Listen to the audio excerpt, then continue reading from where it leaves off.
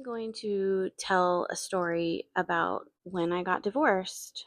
And well, first, it starts when I just decided that I just wanted a separation. So I'm going to tell a little story about how it went down and just go over the details of money manipulation that my ex did to pull the puppet strings to maneuver the situation the way he wanted it to be, making me look like the money stealer of my children. And he played this victim to my kids, and he's been doing this same thing since day one with of separation. But I have to just tell the story of what happened for it to make sense. And you will see the insane, methodical, tricky, planned out strings that my ex pulled. But when you have to deal with money, when you have a controlling narcissist, if you are dealing with that type of a person who cares a lot about money, and I'm going to tell the story and then I'm going to try to explain what I would do differently now that it's 6 years later, and I look back and realize that this situation is still this little puppet story that my puppet master ex painted for my children to make me look like I'm a money thief is still playing out to this day. So here's how the story goes. Back when I was married, before I even I still had in my head back when I wanted a separation with my ex, I still had ingrained in my mind that I was not supposed to get divorced. I was a true Christian to the core. I knew that everybody around me did not support me getting divorced. So the only answer I had in my head at that moment was, well, maybe I can just have a separation so that I can figure out why I'm so miserable, because I can't make sense of it. And before this, I had just hit a wall and I couldn't do things anymore. I just like sex was just one of the things that was expected of me on a consistent basis, and I just couldn't, like, my body shut down, like I just couldn't do it anymore. I As soon as I said separation, the puppet master followed me around everywhere. He started to get even more suffocating to me. He would spy on everything that I did. He wanted my location. He wanted to know my love language. He would tell me that he would try to come up with this like weird solution that separation didn't mean that that you don't have. He said, well, can we still have sex, if we're separated? And he tried to explain to me that you separation doesn't mean you don't have sex. He had these weird theories, and sex was the thing that I needed a break from the most. It was the most,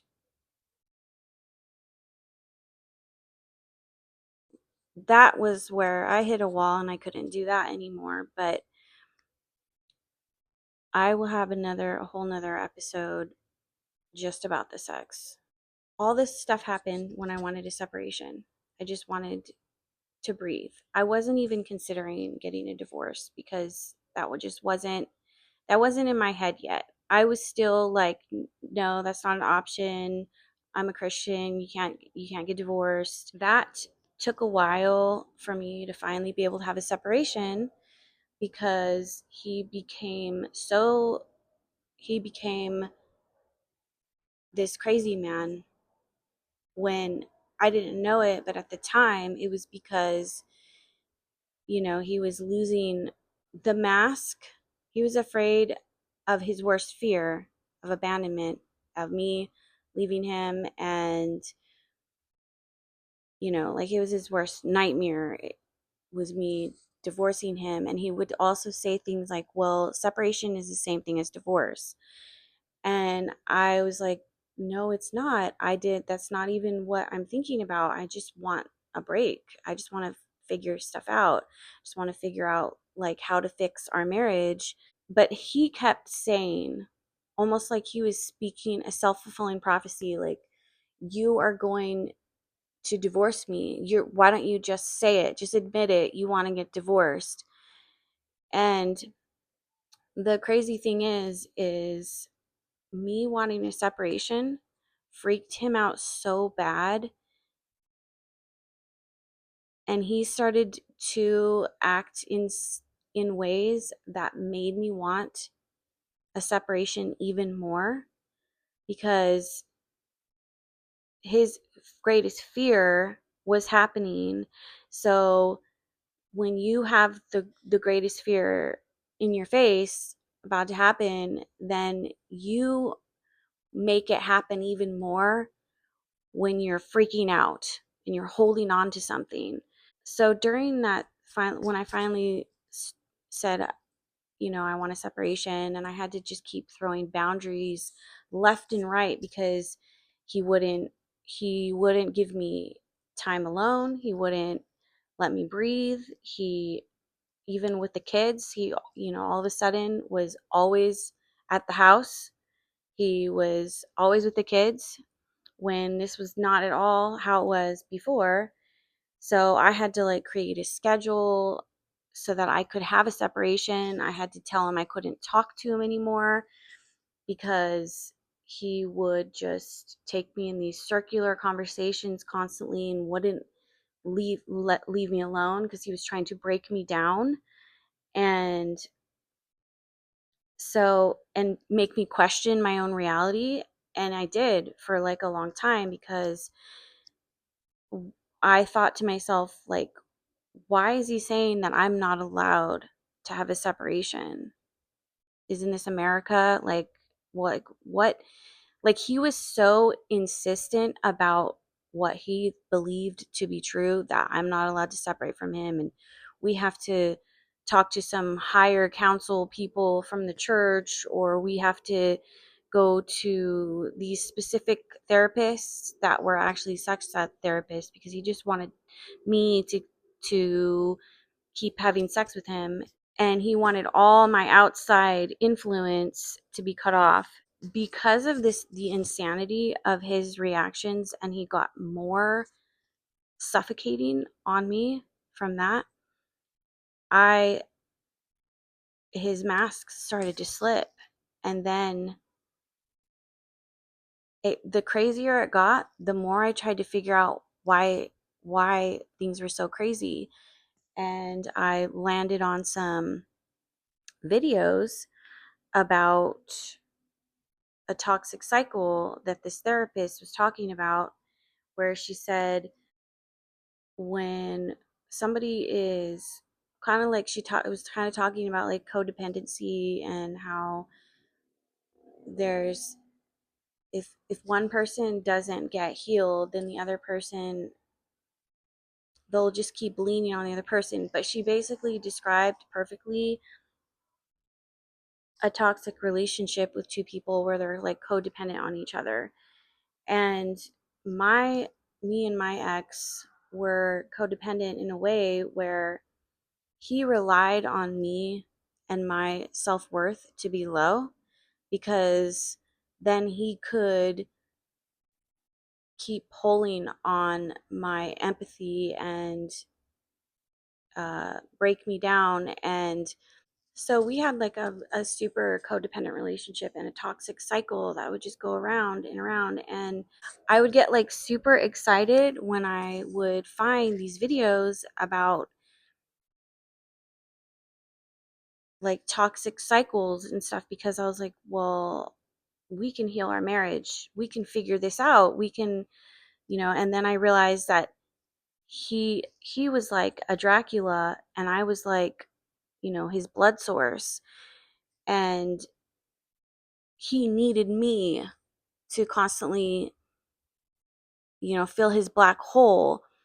But so when I found these videos, it was like, to me, it was, I got super excited and I showed him these videos and said, look, we have this toxic cycle. We both need to heal individually so that we can heal our marriage. Because still hadn't, I still felt trapped in my marriage because of religion, and you're not supposed to get divorced. And if you stay married, you also can heal, you bring healing to each other because you force each other. You're like a mirror in each other's faces, and you're supposed to, you see, like you bring your own issues out in each other and you're supposed to heal. So I still had this mindset, and this can be for many marriages. Like, if you're not dealing with a narcissist, because as most people know, narcissists will do their damnedest to not face their issues and not change. It's too hard for them. And so back to like the separation and me getting excited, I'm like, yes, now we can heal our marriage. And then I found out later, because he completely ignored my messages. And because at this point, when he wouldn't leave me alone, I had to try to do boundaries where I would be like, well, I can only talk to you over email or text. And I even wrote down like a I wrote down like this statement saying like a boundary, like you can only talk to me this way and I'm not going to respond to you anymore. Because a lot of times he would try to break down my boundary with his suffocating by sending me loads and loads of messages, and not leaving me alone and following me around and just repeating himself, because he was like a child who just goes mommy, mommy, mommy. Like they just go and they like, when the mother's like talking to a friend or something, and the child needs something, they don't care that you're talking to somebody. They don't care that they're interrupting you. They care about is that they need something from you, and you're their only source and they need it. So they will walk up to you and pull your coat and say mommy, mommy, mommy, until, even if the mom turns and says, I'm talking right now, just a minute, they don't care. They will just keep pulling your coat until you respond and give them what they want. So, my ex would do this to me in any situation where he wanted to break my boundary and he wanted something from me and he didn't like a certain situation. He would literally follow me around the house and just keep repeating himself to me until I broke down and said, okay, all like, a lot of times it had to do with sex. Like he like expected sex like on a regular basis. So when I hit my wall, I would tell him, why can't you just take care of yourself? Or why can't you just go jack off? Like, I don't want to have sex. And I had felt so guilty for it because of all the years of marriage. He pushed on me that we had to have sex because of, all the biblical stuff, like my body's his, and he waited till he was married to be with me. And There was a lot of religious guilt that he put on me. And so at this part in my separation, like I was trying so hard to hold the boundary of, I want a separation. You're not supposed to hover over me and suffocate me. That's not the point of a separation. And separation also means that we're not going to have sex, which I thought was obvious. But because he was so insistent, like the child that just keeps pulling on the mother until they break down and give in, he he would do that. He would do that when he would want sex from me. Um, well, first he would do that. He would do the mommy pulling on the coat. I'm just gonna say that. Um, Mommy pulling on the coat thing, that was a method of breaking me down to get what he wanted. And the first way he did that was when I wanted a separation. He would just keep repeating himself and keep talking to me, even though I told him, I don't want to talk to you. Or when I finally got to a point where I realized that I'm not going to break down, I'm allowed to have a separation. And I also talked to other people that confirmed to me that, like, yeah, that's crazy, he's acting crazy. Then when I realized, no, I'm not going to get broken down, I want a separation. And then the whole sex, and I finally stopped feeling guilty about not giving him sex. So just real quick, like the whole part of when they try to break you down and break a boundary by acting like the child who just keeps repeating themselves over and over and over again, that makes you question your reality, because they're acting so dramatic about something they want and they're an adult. So you think, is am I being unreasonable for not giving them what they want? Because there's this adult ass man acting like a child, following me around, pulling my coat until I give in and give him what he wants. That is like questioning my reality, because like him pushing the separation, telling me that separation meant divorce, or does separation mean that we don't have sex? Those were such crazy statements to me that it I was like, are you for real? But he was for real. And he didn't act like this in our marriage because he didn't need to, because he had me conditioned to continue to give him what he wanted. So when I finally, at the end, wanted a separation, him saying these things to me really made me question my reality, because of the way he was so insistent about what he wanted.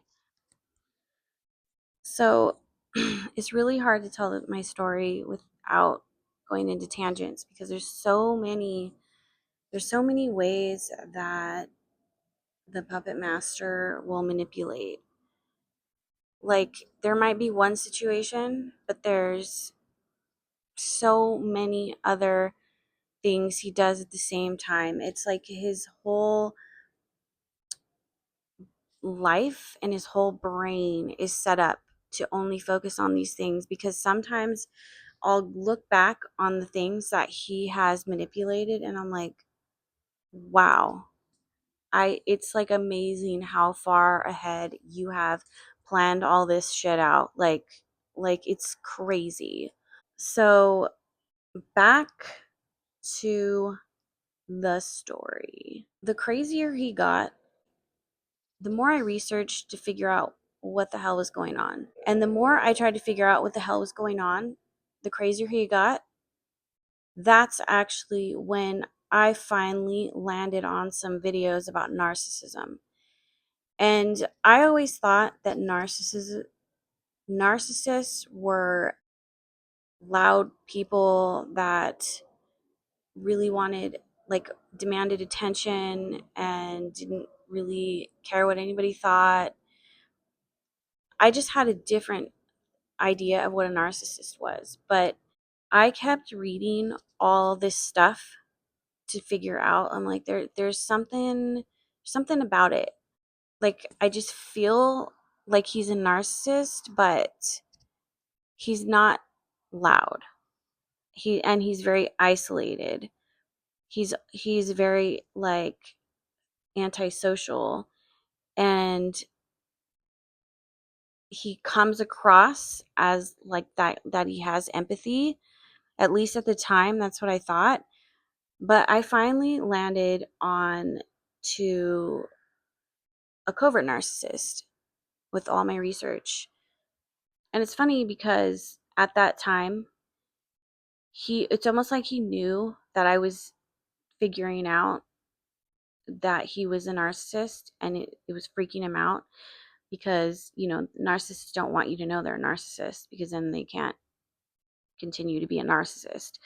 But it didn't help either that I like found that toxic cycle video, and I showed it to him because he was like, no, no, she's figuring it out. She's figuring out that I'm a narcissist. And then it's funny because he would steal my laptop, and he would hack into my Google accounts. And I heard him yelling at my dad at one point saying, she's watching all these YouTube videos and all this, and she shouldn't depend on outside research to figure stuff out. And like that's not, he was like trying to make it sound like I was being brainwashed by YouTube videos, when really I was just getting closer and closer to finding out that he was an actual narcissist.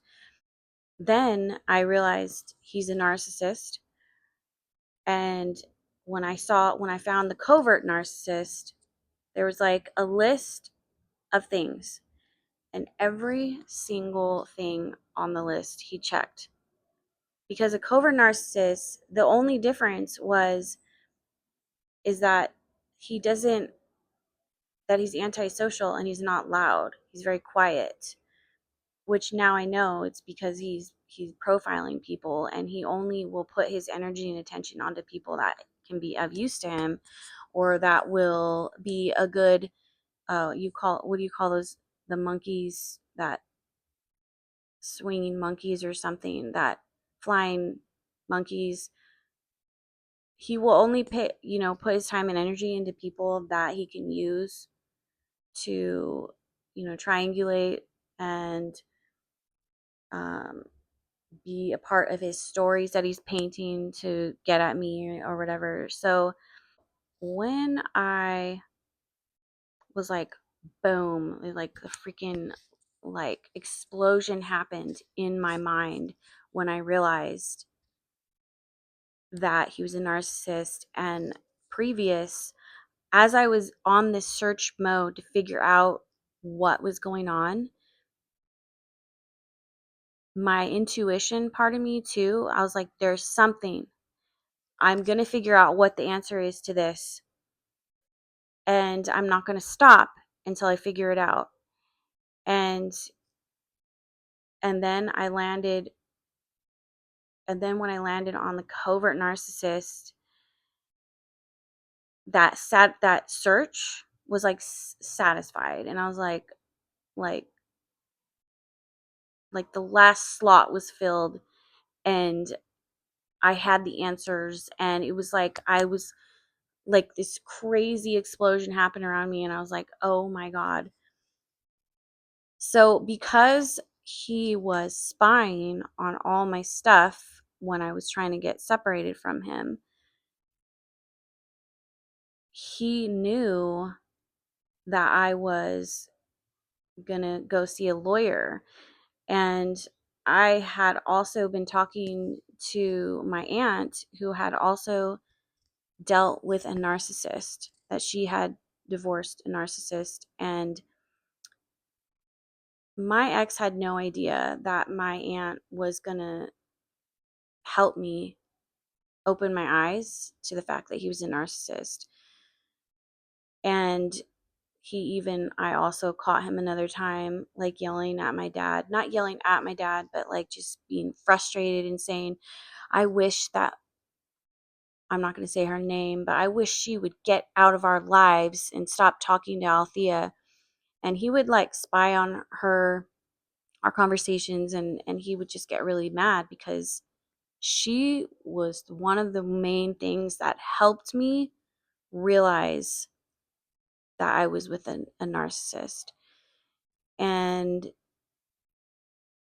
then she was supposed to send me a check because, so to rewind to my story, the whole money thing, because this is about money and this is where it started.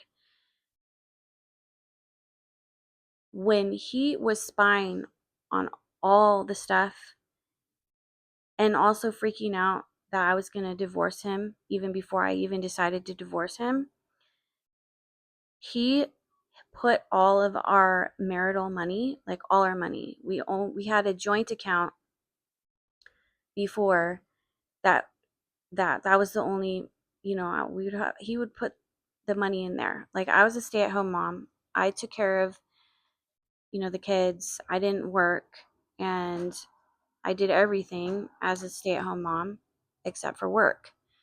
I only had access to the marital money with our joint account. And all of a sudden, he put all of the money, all his paychecks, and all the money that we had in our joint account into another account. And then I told my aunt this, but I'm like, I can't even have a meeting with a lawyer about thinking about getting a divorce. My aunt was going to send me a check in the mail so that I could go see a lawyer because he had put all of our money in some other account. I couldn't even go grocery shopping. I couldn't get gas. And then there was like a whole situation with that, and I will talk about it later. Because I was a stay at home mom and I didn't have my own money, I didn't have access to the money that he put away, and he would just try to control the money and tell me that he's putting that money aside for taxes. That was his excuse. But at the time, so I didn't get the letter from my aunt, and I didn't realize at the time, but he obviously took the money because he was spying on the phone calls and all that. And I told my aunt, I said, I didn't get your letter. So she sent it again and canceled the check. And I made sure that I was always by the mailbox every single day.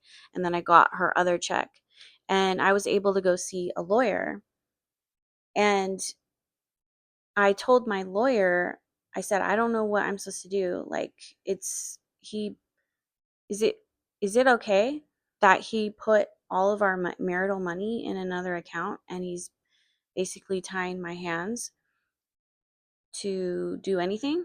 And she, I kind of regret going to that first lawyer because I had another friend who divorced a narcissist who was actually an overt narcissist, but I had another friend who suggested that lawyer, and she also told me you absolutely should never divorce a narcissist without getting a lawyer, because narcissists, they will drag on the divorce, they will drag on mediation. They're always going to mess with everything until they destroy you. And this is 100% true. To this day, it's been like about 6 years after I got divorced. I'm so glad that I went through court because if I didn't, he would manipulate every single situation, which he still does. But I have our custody schedule to rely on. I have, the rules of the court or our judgment that protects me from all his manipulation. I asked the lawyer, I said, this is the thing I forgot to say. The only money that he left available to me was our kids' savings accounts. So we had a savings account for them. And I talked to a few people, and I, like, not just my lawyer, but other people. And I said, isn't it not okay that he puts all the money that unavailable to me? Like, is he allowed to do that? Because it's marital money. We're married. He can't just take money and hide it. Everybody that I talked to, they're like, well, yeah, of course, it's not. But I found out later that I guess he's allowed to if I'm in the same household as him and he's paying for all the bills and all the groceries and everything. But at the time, I didn't know that. So I got advice from my lawyer, and the lawyer told me, you can spend the kids' savings because that will get worked out later when everything gets divided and split up and worked out. Because you're right, like, that is marital money and he's not allowing you to have the other money. That's not okay. So she said, just use that for now. So I took the advice of my lawyer, and I literally only spent that money on groceries and gas and stuff like that. And he immediately told my kids that I took their savings. I remember my daughter, I remember being in the house because we were also lived in the same household for like months because we had to wait for like mediation and court stuff and everything to work out with the custody and the whole divorce. So I remember we were like in the house, and my oldest daughter, asked if asked her dad if she could get some avocados for dinner. And I just remember her saying something to her. He had told her that your mother has used your money for groceries, or she took your savings. You need to ask her for money because she took that money. And I remember my daughter lunging at me and running across the room and screaming at me like she was so upset. And she had thought that I took her savings and her money. And I looked across the room and I looked at his face, and he had this look on his face like of, I want to say evil, because to me that's evil to use kids. Yeah, I'm just going to say it. He had a look of evil on his face, and it was disgusting. I literally had to go in the other room and lock the door because my daughter was so upset. Like, he was so strategic about money because he purposely only left the kids' savings so that I would spend it, and then he could play the victim, and then he could say that your mother spends her money. Because, to fast forward to what I started telling the story in the first place, because my youngest son told me today, because he's talking about his money and savings because he's saving up to get a bike. And he's telling me, like, well, what about the savings? And he's like, didn't you take our savings? So my son still believes this lie that my ex set up on purpose to paint this picture. The whole situation with me not having any money, and then me using, so when I took the kids, like when I just used the kids' money to buy groceries because the lawyer said we'll work it out later where he's going to have to put money back because he took all the marital money and he's not allowing you to have any money at all. I tried to move out of the house and live with my brother just so I could get away from my husband and or my ex, and he freaked out and he sent me like a ton of messages, and I realized, I'm like, you know what, he only acts like, he only floods me with messages and acts this way when he's worried about something. So I didn't end up living with my brother because it was too much of a hassle. He lives far out and with all the kids and having to take care of the kids. So I ended up being stuck in the house with him for like 6 months until all the court stuff got figured out.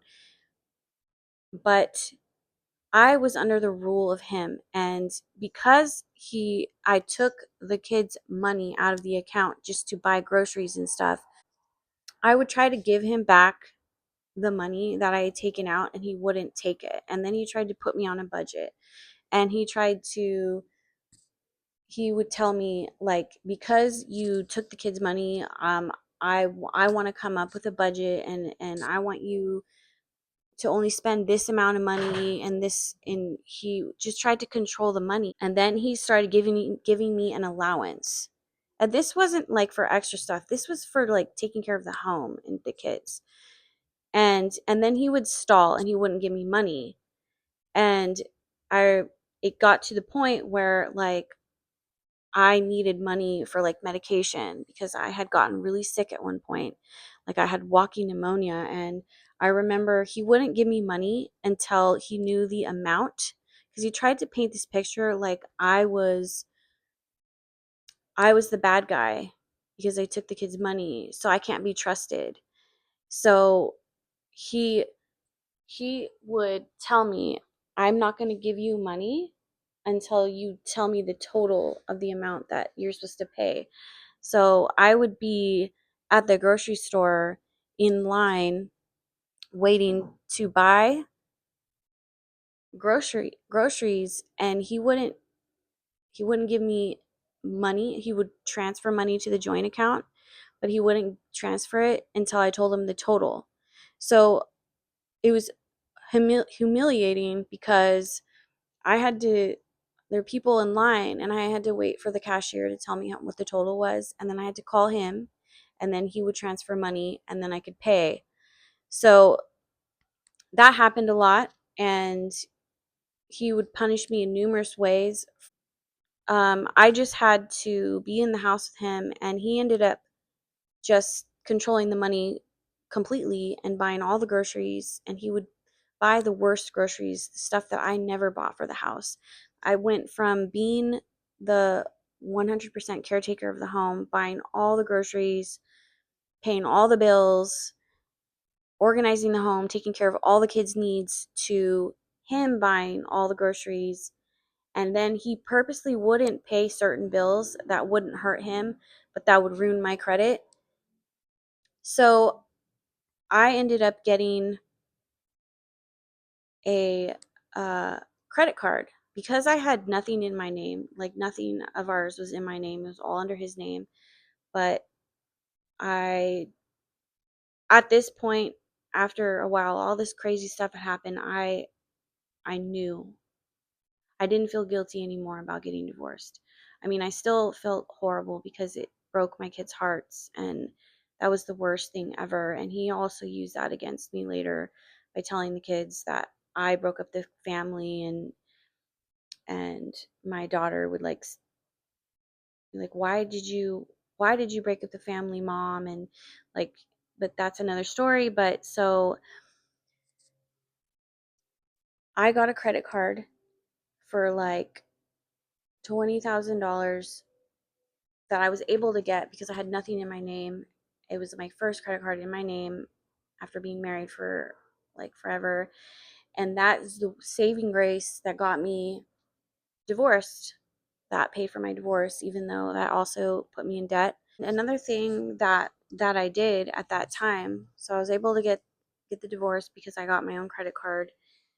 But then I also was trying really hard to just get another job, and he had to share, the car that he said he gave to me, but in the end, through divorce, he kept the car, which was my mistake, because another thing that I did was I went and got my dream car because I knew my credit was going to get destroyed, and he would purposely make me late for the one job. I finally got this job at this cute little craft store, and it was like a saving grace at the time too, because I could get like a separation from him and I could breathe. And I remember that's when I started to write, and I started to write about everything, and writing about from day one when we met and all the things that happened and treasures. And he was even titled, why do I hate my husband so much? And I remember finally having a little job, and I wrote at the job, and that helped me figure out patterns and other reasons why I was so miserable in my marriage. And it helped explain, when you look back at the whole picture, it helps, and you look at everything, that's also helps you see things for what they are, because the patterns are there when you look at it from the outside view, and you look at all the things that happened and you start to recognize everything for what it is. He used to make me late for work on purpose, and he did make the mistake of telling my oldest daughter, because my oldest daughter, she was always like worried and paying attention to things, and she said, "You're going to make mom late for work." And he said, "I don't give a shit." So that revealed part of his mask, that he would purposely make me late because he didn't want me to be financially stable. He didn't want me to separate. He didn't want me to get out of the house so that I could think about and discover that I was married to a narcissist. I went and bought my dream car. And the snake at the dealership totally took advantage of the situation, that I was, my credit wasn't ruined yet. And I was a single, desperate mom, or about to be single mom. That car sunk me. The payments were super high, and eventually I couldn't make it anymore. And then there was like an engine problem. What I would do different, looking back, the way I would do this differently is, first, when I discover that I'm married to a narcissist, I would plan better. I would make sure that I'm not being spied on, because that's another way that they control. And that's how we found out that my aunt was sending me money, and that I eventually wanted a divorce, and that I was discovering that he was a narcissist. So he like hid all the money. So I would be more strategic. I would have, like, somehow tuck away money. I would have a job. Don't don't have your name on accounts and stuff, and on your cars and everything. I mean, I had a lot of kids, so it was hard for me to go get a job.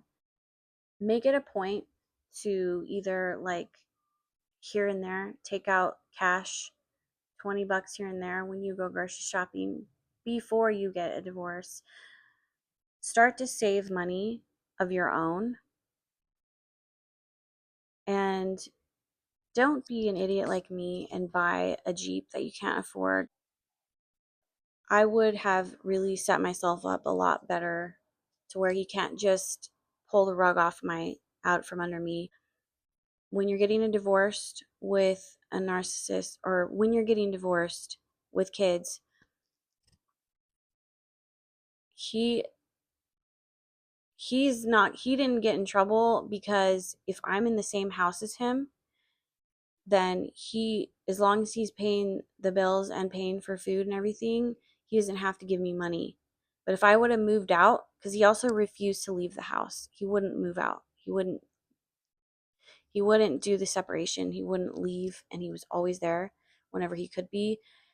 And part of that is because if one of us moves out, he has to pay the other person. He would have had to pay me. If I went and stayed with my brother, he would have had to give me a certain amount of money every month to live.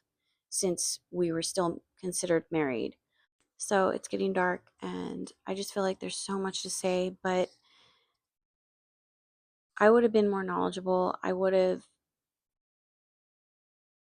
secured myself more with money, and I also think I would have dealt with the